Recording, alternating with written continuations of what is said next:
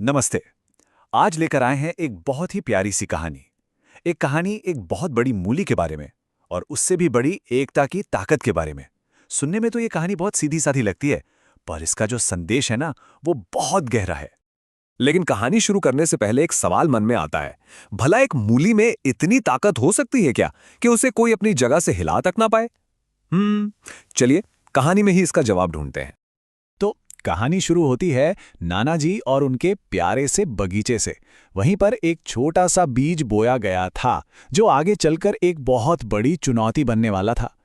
नाना जी ने बगीचे में मूली का एक बीज लगाया और पता है क्या कहा? उन्होंने बड़े प्यार से उस बीज से कहा, उगो, उगो मूली, मजबूत बनो और लंबी हो। सोचिए कितनी उम्मीदों के साथ उन्होंने वो बीज लगाया होगा। और कमाल देखिए, मूली ने तो जैसे नाना जी की बात सुनी ली, वो खूब मोटी और लंबी हो गई। लेकिन असली मुश्किल तो तब सामने आई जब नाना जी उसे निकालने गए। उन्होंने खींचा और खींचा, भाई अपना पूरा का पूरा जोर लगा दिया, पर वो मूली तो टस से मस नहीं हुई। अब तक तो नाना जी समझ चुके थे कि भाई ये काम अकेले के बस का तो है नहीं, तो उन्होंने मदद के लिए आवाज लगाई। और बस यहीं से शुरू हुआ टीम वर्क का एक मजेदार सिलसिला। नाना जी ने सबसे पहले किसको आवाज लगाई? अपनी नानी को। तो नानी आई, उन्होंने नाना जी को थामा और नाना जी ने मूली को पकड़ा हुआ था। अब ताकत डबल हो चुकी थी। दोनों ने मिलकर अपनी पूरी ताकत लगा दी, खूब खींचा, पर नतीजा कुछ नहीं, कोई फायदा नहीं हुआ। वो मूली तो अभी भी जमीन में अपनी जड़ें जमाए बैठी थी। पर क्या उन्होंने हार मान ली? बिल्कुल नहीं। कोशिशें जारी रहीं और उनकी टीम धीरे धीरे और बड़ी होने लगी। चलिए देखते हैं आगे क्या होता है। तभी नानी ने आवाज दी अपनी नातिन को, और अब देखिए ये लाइन और भी लंबी हो गई। नातिन ने नानी को थामा, नानी ने नाना जी को, और नाना जी तो मूली को पकड़े ही हुए थे। वाह, अब 3 लोगों की ताकत एक साथ लग रही थी। सबने एक साथ मिलकर खींचा, पूरा जोर लगा दिया, लेकिन नतीजा? अरे फिर वही, वो मूली को निकाल ही नहीं पाए। जरा सोचिए उस वक्त कितनी निराशा हुई होगी, है ना? पर मजे की बात यह है कि उन्होंने हिम्मत फिर भी नहीं हारी। और अब आता है कहानी का सबसे मजेदार और जरूरी मोड़। एक आखिरी सदस्य इस टीम में शामिल होता है और समझिए कि यही थी उनकी एकता की असली परीक्षा। जानते हैं कौन आया? नातिन ने अपने कुत्ते को बुला लिया।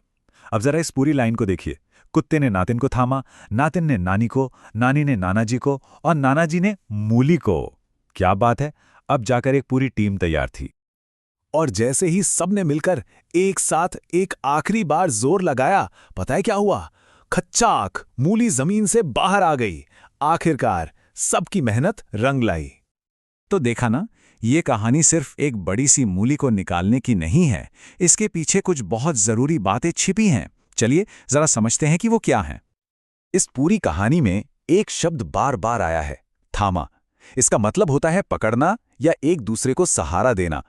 ये शब्द असल में दिखा रहा है कि कैसे हर कोई एक दूसरे की ताकत बन रहा था, एक मजबूत चेन की तरह। और इसी को तो टीम वर्क कहते हैं, है ना? अच्छा, अब मूली तो बाहर आ गई, तो अब एक और सवाल उठता है, इस टीम वर्क का, इस सफलता का फल कैसा होगा? नाना जी भला इतनी बड़ी मूली का करेंगे क्या?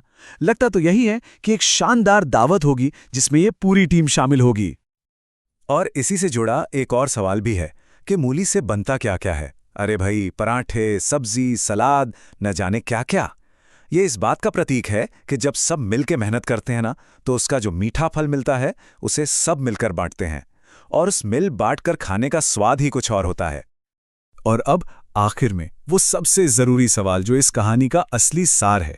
जरा सोचिए, क्या होता अगर हर किसी ने अकेले अकेले उस मूली को निकालने की कोशिश की होती? मेरा ख्याल है वो मूली आज भी वहीं की वहीं जमीन में गड़ी होती। ये कहानी बस यही याद दिलाती है कि एकता में जो ताकत है वो अकेले में कभी कभी नहीं मिल सकती। इस बारे में सोचने के लिए एक अच्छी बात है ना।